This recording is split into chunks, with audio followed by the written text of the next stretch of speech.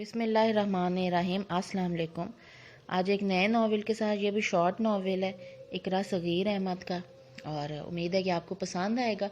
اس کے بعد میں انشاءاللہ لانگ ناول سٹارٹ کروں گی اور وہ بھی انشاءاللہ آپ کو پسند آئے گا۔ صبح سے آسمان پر چھائے سیاہ بادلوں نے یکلک زوردار انگڑائی لی تھی اور دھیمے انداز میں ہوتی بوندا باندی لمحوں میں موسلا دھار بارش میں بدل گئی۔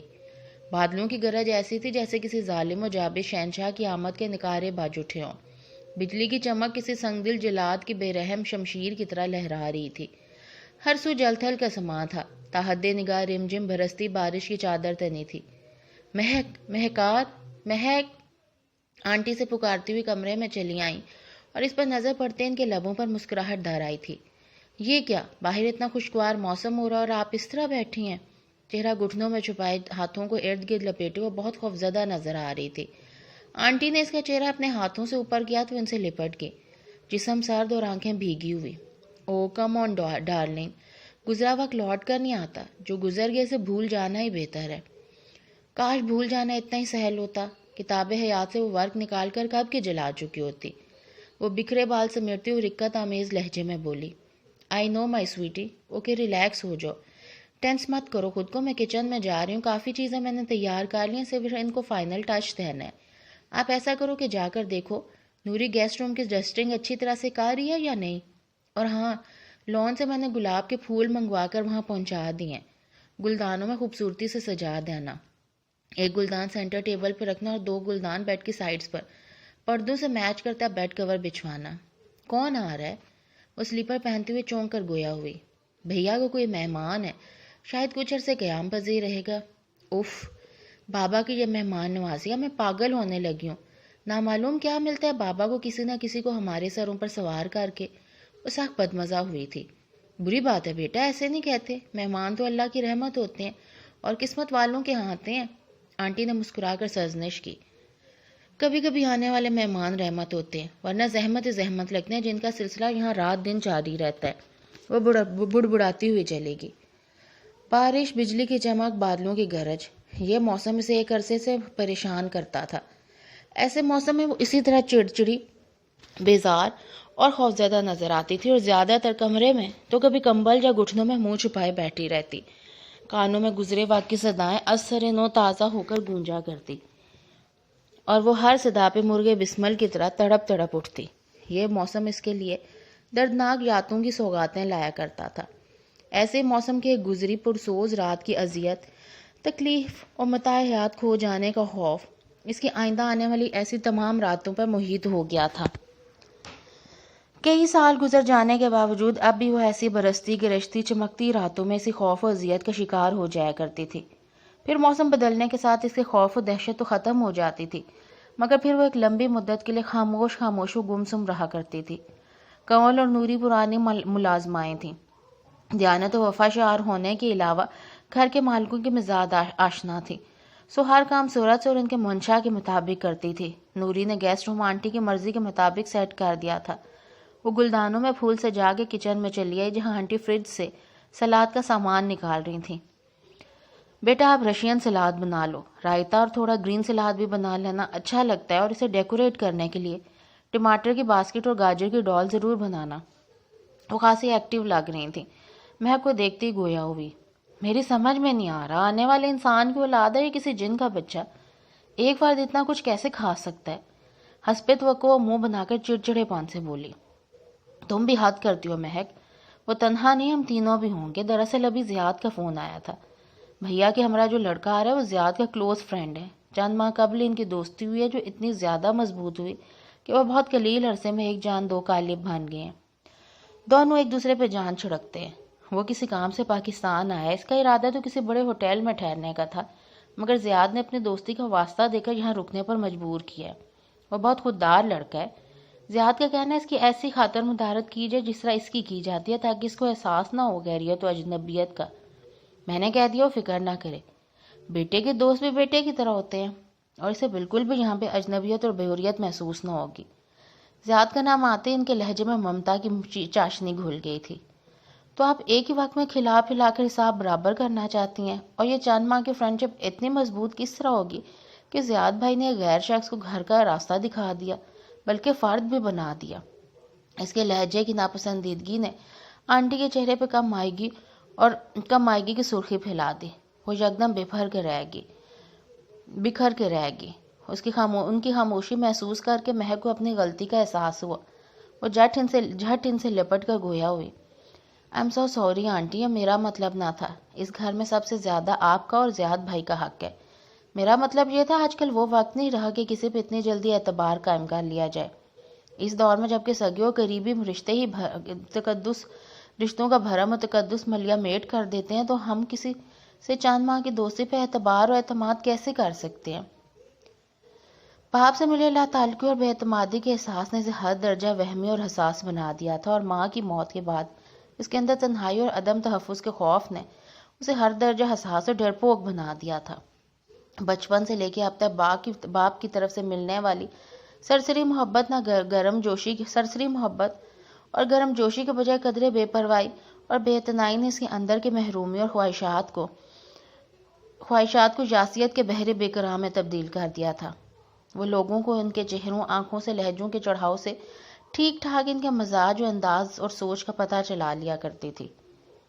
مجھے آپ کی بات سے اختلاف نہیں ہے، مگر مجھے پھر بھی یقین ہے کہ کسی طور پہ بھی ایک غلط شخص کو ماں اور بہن کی طرح عزیز ترین کزن کے درمیان نہیں بھیج سکتا۔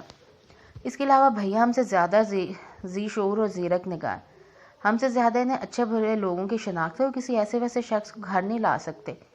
آپ اپنے دل سے تمام خدشوں وسوسوں کو نکال دو۔ وہ کیما بیکٹ کرتے ہوئے اطمینان سے گویا ہوئی تو وہ شانے اچکا کے سلاد کی طرف متوجہ ہو گئی۔ صفوان بیٹے، یہ فاطمہ ہے، میری چھوٹی بہن اور زیاد کی ماما، اور یہ میری بیٹی ہے مہکار، جرنلزم میں ماسٹرز کر رہی ہے۔ ڈنر سے کچھ دیر قبل وہ بابا کے ہمراہ گھر آ چکا تھا۔ بابا نے اپنے مخصوص سنجیدہ انداز میں ان دونوں کا تعارف کروایا تھا۔ پھپھو کو سلام کرتے ہوئے اس نے آگے بڑھ کے سر کو معمولی سا خم کیا تھا۔ انہوں نے نہایت محبت سے اس کے جھکے ہوئے سر پہ ہاتھ پھیرتے ہوئے دعاؤں سے نوازا تھا۔ آداب، نائس ٹو میٹ مس مہکار۔ وہ خاصی مہذب اور شائستہ انداز میں اس کی جانب دیکھتا ہوا مخاطب ہوا تھا، اور وہ نہ جانے اس کے لہجے کی ذو معنویت تھی یا آنکھوں کا انداز اس کے اندر عجیب سا احساس سرایت کر گیا تھا۔ اس نے بے ساختہ نگاہیں اٹھا کر اس کی جانب دیکھا تھا۔ سرخ و سفید رنگت والے وجیح چہرے پہ جگہ جگہ کرنیں، گہری نیلگوں آنکھوں کی سطح پر نمایاں سرخیاں کسی نیلی جھیل کی اطراف میں لگی آگ کا دلکش منظر پیش کر رہی تھی، اور ان سرخیوں سے نکلتا ہوا تن من کو جھلساتا ہوا تاثر اسے اندر تک دھلا گیا تھا۔ اس نے اس پر ایک نگاہ غلط ڈالی تھی، فقط ایک نگاہ، گہری، از حد گہری، اس میں بہانے کا آسودگی اور پر اسرار طمانینت پنہاں تھی۔ اس کی دھیمی مسکراہٹ میں کچھ ایسی پر اسراریت تھی کہ اس کے اندر اضطراب پھیل گیا۔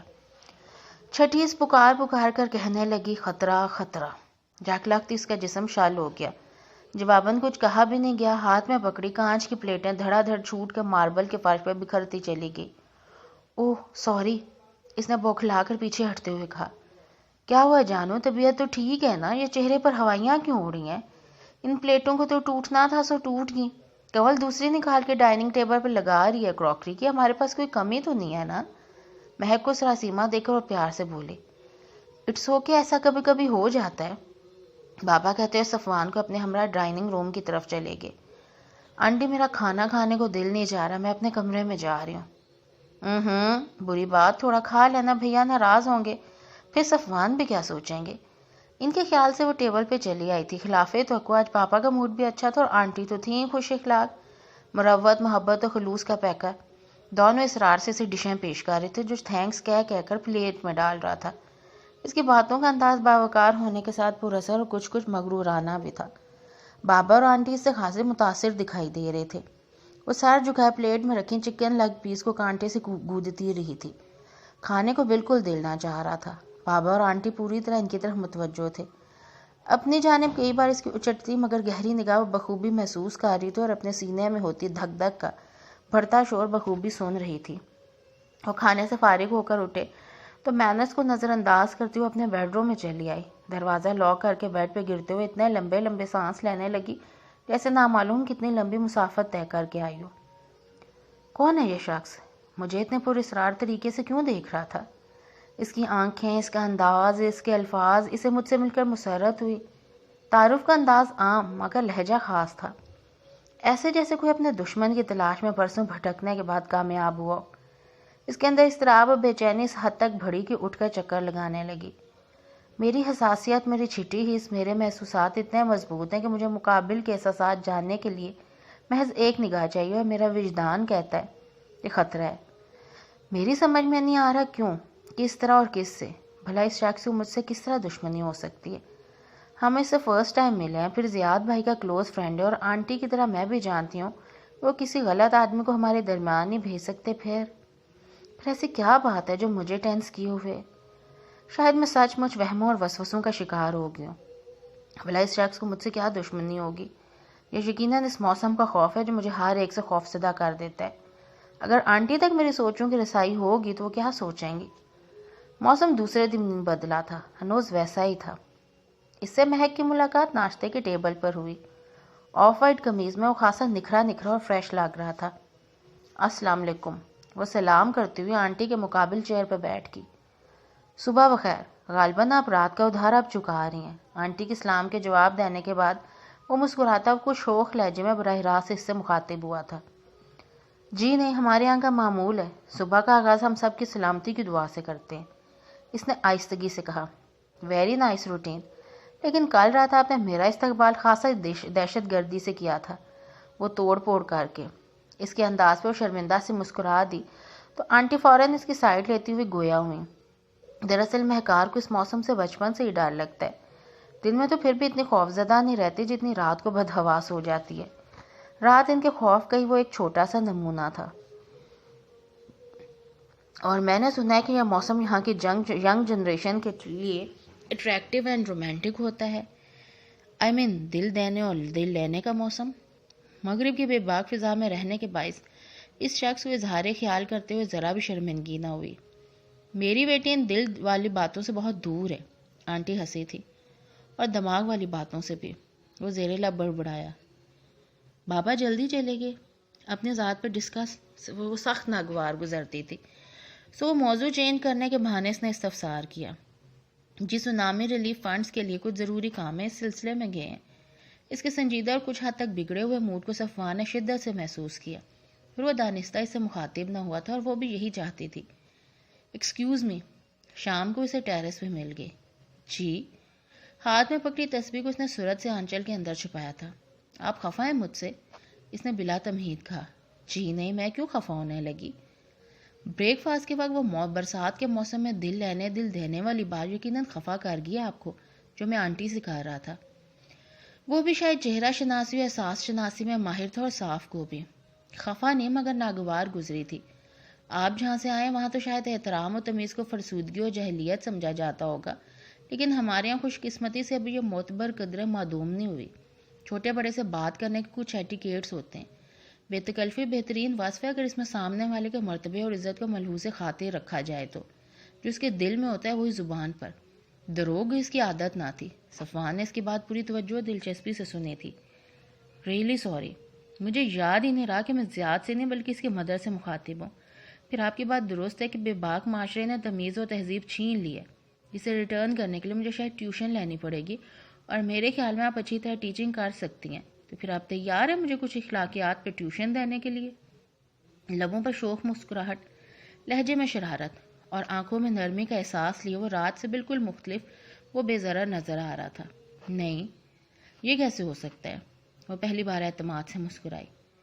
یقین مانی، ازحد ذہین و ہونہار اسٹوڈنٹ ثابت ہوں گا، لیکن میں بے حد ڈل ٹیچر ثابت ہوں گی۔ وہ بے ساختہ کہکا لگانے لگا۔ ایگزام کے بعد جامعہ کی چھٹیاں تھیں، وہ آرام سے چھٹیاں گھر میں گزارنے کا فیصلہ کر چکی تھی۔ اگر صفوان کی آمد گھر میں نہ ہوتی تو وہ چھٹیاں بہت انجوائے کرتی، مگر اس نے آ کر سارا مزہ کرکرا کر دیا تھا۔ وہ آنٹی سے ایسے لاڈ اٹھواتا جیسے ان کا سگا بیٹا ہو، اور آنٹی بھی اس کی ہر خواہش پوری کرنا اپنے فرض اولین سمجھتی تھی۔ اس ان کی مصروفیات پہ کوئی اعتراض نہ تھا کہ گھر کی کسی کام کی ذمہ داری اس پر نہ تھی۔ نوری اور اس کی نوجوان بیٹی کمل گھر کے دوسرے کاموں کے علاوہ کچن میں آنٹی کی بھرپور مدد کیا کرتی تھی۔ اگر اس کا کبھی موڈ ہوتا تو وہ کوئی ہلکی پھلکی ڈش بنا لیا کرتی، ورنہ اس کا سارا دھیان اپنے ہاتھوں سے لگائے پھولوں کے پودوں کی طرف ہوتا تھا، جو سنہری جالیوں والے پنجرے میں چہلیں کرتا سرخ و پیلے کلر کے آسٹریلین طوطے کی سیٹیاں سنتے گزرتا تھا، مگر اب جیسے سب کچھ بھول چکی تھی۔ ایک ہفتہ صفوان کو آئے وہ اس گھر میں ہو چکا تھا، اور ان دنوں میں اس کے کئی روپ دیکھ کر پہلی ملاقات والی وحشت و دہشت کا شکار ہوئی تھی۔ اس کا لہجہ ہمیشہ شائستگی سپرد، دھیما اور مہذب ہوا کرتا تھا، مگر نگاہوں میں کبھی اس کے لیے ازحد احترام اور پاکیزگی ہوتی تو کبھی اریاں تلوار کی طرح جسم و جان کو چیرتی ہوئی محسوس ہوتی۔ بے باکی و بےہودگی کا غلیظ احساس، اس لیے اس میں وہ سرتپا کانپ جاتی۔ اس کی خوبصورت نیلی آنکھوں میں ہمہ وقت نظر آنے والے سرخیوں میں اس وقت مزید اضافہ ہو جاتا۔ وہ آنکھیں کسی انسان نما بھیڑیا کی لگنے لگتی۔ ناقابل فہم اور عجیب تاثرات اس کے چہرے سے نظر آتے اور لمحوں میں غائب بھی ہو جاتے۔ وہ پراسرار شخص تھا، اس کے لیے جس کی قربت سے بچنے کی وہ ہر ممکن کوشش کرتی تھی۔ گزشتہ رات کو لائبریری روم میں بیٹھی ناول کا مطالعہ کر رہی تھی۔ وہ اچانک دروازہ نوک کرتا اندر داخل ہوا، بہت سنجیدہ اور خاموش۔ اسے بنا کچھ کہے اس کے چیئر کی بیک پہ مضبوطی سے ہاتھ رکھ کر تیزی سے اس کی جانب جھکا تھا، اور وہ جسے اچانک قریب دیکھ کر سنبھل نہ پائی تھی، اسے اپنے چہرے پہ جھکتا دیکھ کے چیخنا ہی چاہتی تھی کہ اس نے جھک کر رائٹنگ ٹیبل کی دراز سے اپنا لائٹر نکالا اور مسکراتا ہوا باہر نکل گیا۔ اس کے ہاتھوں سے ناول گر گیا تھا۔ وہ گمسم سی بیٹھی رہ گئی۔ صفوان کے ملبوس سے پھوٹتی خوشبو اور گرم سانسوں کی تپش ابھی بھی مہکار کو اپنے تپتے عارضوں پہ محسوس ہو رہی تھی۔ وہ لرزتے قدموں سے ایسی بھاگی تھی جیسے کسی اور مخلوق کو دیکھ لیا۔ وہ خوفزدہ پہلے ہی تھی، اب محتاط بھی رہنے لگی تھی۔ مہک بیٹا، ذرا صفوان سے معلوم کر کے آؤ آج ڈنر میں کیا کھائیں گے۔ اوہو آنٹی، آپ نے اس شخص کو فضول میں اتنی اہمیت دے رکھی ہے جیسے کہیں کا پرنس ہے، اور ہو بھی تو ہمیں سے کیا؟ ہمارے یہاں کھانا کون سا بیکار پکتا ہے، بہترین کھانا بنتا ہے، پھر بھی نواب صاحب کے نخرے ختم نہیں ہوتے۔ فرمائشیں تو ایسے کرتا ہے جیسے سب یہاں پہ اس کے خادم لگے ہوئے ہیں۔ ایسا بہیو تو زیاد بھائی بھی نہیں کرتے، آپ نے بہت سر چڑھا لیا اس شخص کو۔ وہ کسی ٹیپ کی طرح آن ہوئی تھی اور کیسٹ آف ہونے کے بعد رک گئی، اور اندر آتا صفوان ان کی آواز کو سن کے وہیں رک گیا۔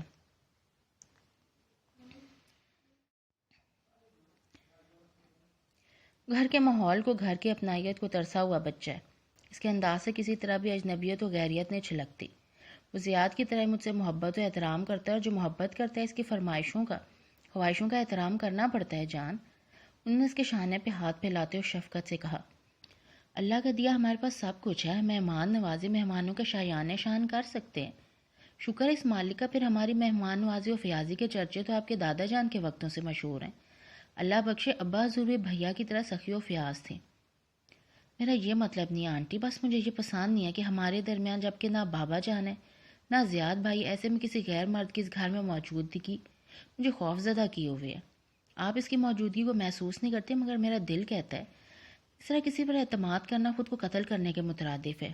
آنٹی سے ازحد بے تکلف ہونے کے باوجود اس کا حوصلہ نہ ہوا یہ کہنے کا کہ وہ شخص ایک چہرہ کئی روپ رکھتا ہے۔ بظاہر بہت خوش اخلاق، خوش مزاج، شریف و سعادت مند نظر آنے والا شخص وہ نہیں ہے جو نظر آتا ہے۔ میری جان، تمہارے انکل کے گزرنے کے بعد میں نے لوگوں کو ہی تو پرکھا ہے۔ اس دنیا کے کتنے روپ ہیں، وقت کے کتنے چہرے ہیں، ان سب سے واقف ہوں میں۔ جس طرح یہ یقین ہے کہ دن کے بعد رات آنی ہے، اس طرح مجھے یقین ہے ہمارے اعتماد کا خون کبھی نہیں ہوگا۔ ان کے لہجے میں یقین کی پختگی تھی۔ صفوان خاموشی سے دبے پاؤں واپس پلٹ گیا۔ دوسرے دن کھانے کے ٹیبل پہ آنٹی کو تنہا اور افسردہ بیٹھا دیکھ کر وہ حیران ہوئی تھی۔ کیا بات ہے، آپ کے چہیتے گیسٹ صبح بھی ٹیبل پر نہیں تھے، اب لنچ پر بھی غائب ہیں، خیریت تو ہے نا؟ دشمنوں کی طبیعت تو ناساز نہیں؟ وہ رات کو ہوٹل شفٹ ہو گیا۔ انہوں نے آملیٹ کی پلیٹ اس کی طرف سرکاتے ہوئے افسردگی سے جواب دیا، کیوں؟ کیا اس نے رات ہماری گفتگو سن لی تھی؟ لمحے بھر کو تو وہ بھی شرمندگی کے احساس سے پشیمان ہوئی تھی۔ نہیں، پہلے تو میں بھی یہی سمجھی تھی، لیکن میرے ہزار کوششوں کے باوجود یہ معلوم نہ ہو سکا کہ اس نے سب سن لیا۔ اس کا لہجہ وہی اپنائیت و محبت سے لبریز تھا۔ اگر اس نے گفتگو سن لی ہوتی تو کچھ نہ کچھ اس کے لہجے میں خفگی اور ناراضگی کا تاثر ہوتا۔ میں نے یہ اندازہ لگایا کہ اس نے کچھ سنا نہیں ہے۔ آپ کی سے گفتگو کب ہوئی؟ وہ ناشتہ کرتے ہوئے بولی۔ رات کو اس نے ہوٹل سے بھی فون کر کے کہا تھا کہ اس کے کچھ دوست اچانک ہالینڈ سے آ گئے اور کچھ عرصہ ان کے ساتھ رہے گا۔ آنٹی، آپ اسے کہہ دیتی کہ ہمارے گھر لے آئے، انہیں بھی۔ ہمارا گھر اور دل بہت وسیع ہے، پھر ہماری فیملی تو مہمان نوازی میں صدیوں سے مشہور رہی ہے۔ اس کا جانے کا سن کر اس پر سے گویا منو بوجھ اتر گیا تھا۔ وہ خود کو ہلکا پھلکا محسوس کر رہی تھی، اور اسی خوشی میں وہ آنٹی کو چھیڑ رہی تھی، مگر آنٹی جو اس کے روپ میں اپنے بیٹے زیاد کو دیکھ کر اپنی ترسی ممتا کی پیاس بجھا رہی تھیں، اس کی اچانک دوری نے انہیں ملول اور رنجیدہ کر ڈالا تھا۔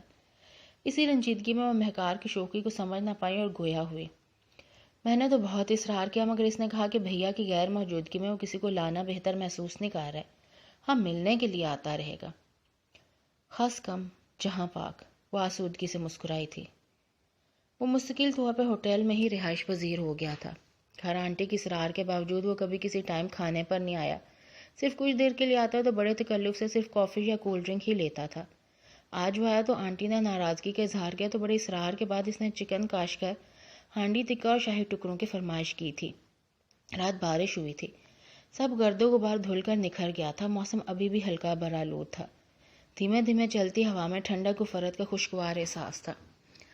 وہ حسب معمول عصر کی نماز پڑھ کے ٹیرس پہ چلی آئی۔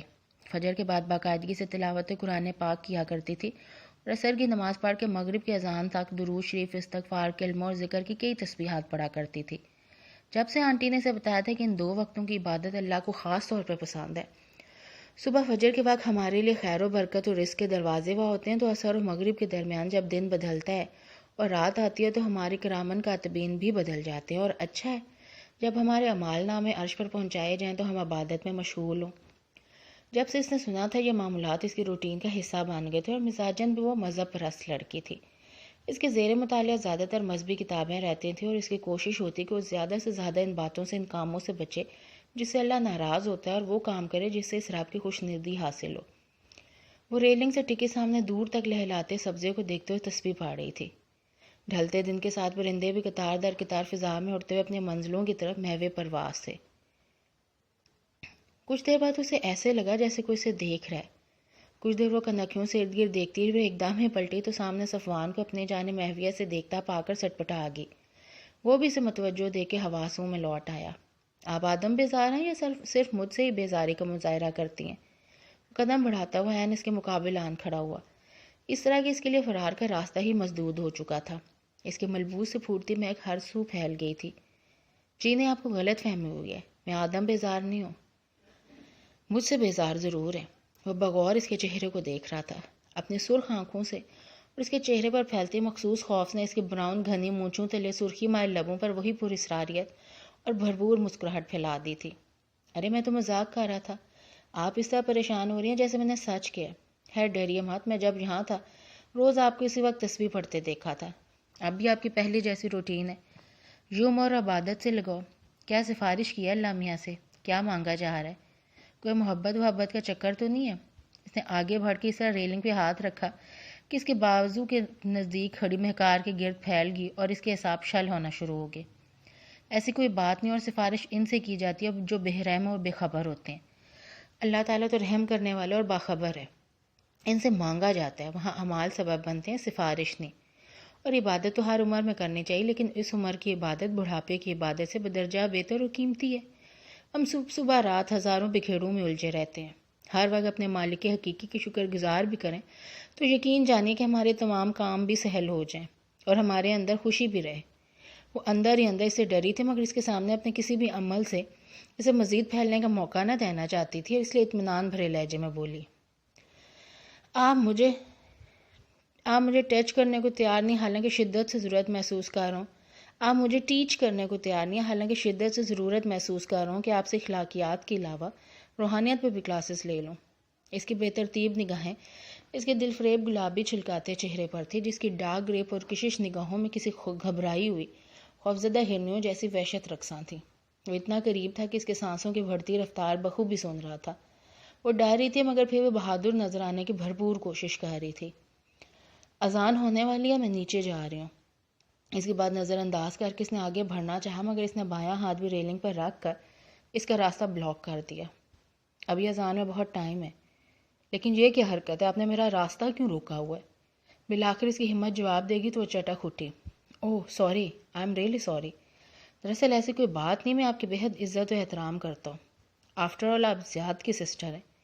یک لگت اس نے کینچلی بدلی تھی اور بہت درجہ مہذب و بادب ہو کر دور ہٹ گیا۔ آپ کا محبت کے بارے میں کیا خیال ہے؟ آئی مین ریئلی لو اس جھوٹے اور پر فریب دور میں بھی کی جاتی ہے یا نہیں؟ اس کے اصرار پہ اسے بھی چہر پہ بیٹھنا پڑا۔ ویسے بھی اس وقت وہ شرافت و سنجیدگی کے جامے میں بہت بے ضرر اور معصوم نظر آ رہا تھا، ازحد پروکار و ہینڈسم۔ محبت ہر دور کا تقاضا رہی ہے۔ آدم کے وجود کی اساس سے محبت ہے۔ اگر محبت کا وجود نہ ہوتا تو یہ کائنات نہ ہوتی، دنیا کا اب کی فنا ہو چکی ہوتی۔ میں اس محبت کی بات نہیں کر رہا ہوں، وہ اس کی بات قطع کر کے بولا۔ پھر وہ اس کی طرف دیکھ کر بولی تو اسے دور خلاؤں میں گھورتے پایا۔ اس لمحے اس کے چہرے پر تکلیف کے تاثرات تھے اور آنکھیں لہو رنگ ہو رہی تھی۔ وہ اندر ہی اندر کام کی اور فرار کا سوچنے لگی۔ وہ محبت جو ایک نوجوان کو کسی حسینہ سے ہو جاتی ہے، جو ذات برادری کے فرق کو فراموش کر کے چاہتوں کے صحراؤں میں گم ہوتے چلے جاتے ہیں۔ جب منزل نہیں ملتی تو محبت ہوس اور چاہت پامالی میں بدل جاتی، اور آپ کہہ رہی ہیں محبت روحوں کا رشتہ ہوتا ہے، تقدس کا بندھن ہوتا ہے۔ میں نہیں مان سکتا آپ کی توجیحات کو۔ اس کے لہجوں میں ازدہوں سے پھنکار تھی۔ آپ محبت ہوس ہے، اب محبت ہوس ہے، صرف ہوس۔ جو شاید مانگتے نہ ملے سے چھین لینا محبت کا کون سا اصول اور چاہت کا کون سا طریقہ ہے؟ جیسے خود سے مخاطب تھا۔ اس کے لفظوں سے زہر ٹپک رہا تھا۔ شاید سامنے بیٹھی مہک اس کی نگاہوں سے اس لمحے اوجھل ہو گئی تھی۔ وہ کسی آگ میں جل رہا تھا جس کے شعلے اس کے وجیح چہرے پر رقصاں تھے۔ مہکار جو اس کی بے باک فطرت سے پہلے خوف زدہ تھی، اس موضوع پہ اس قدر بولڈ انداز میں گفتگو کرتے دیکھ کے اس کی تمام بولنے سوا ہو گئی تھی، جبکہ وہ کہہ رہا تھا ایک معصوم و شریف لڑکی جو اپنے محبوب سے اس حد تک محبت کرتی ہے کہ اس کی چاہ میں باپ بھائیوں کے شملے کو قدموں تلے رون کر خاندان کے ناموں سے وقار پر خاک اچھال کر اپنے محبوب کے پاس چلی جاتی ہے، اپنوں کو ٹھکرا کر۔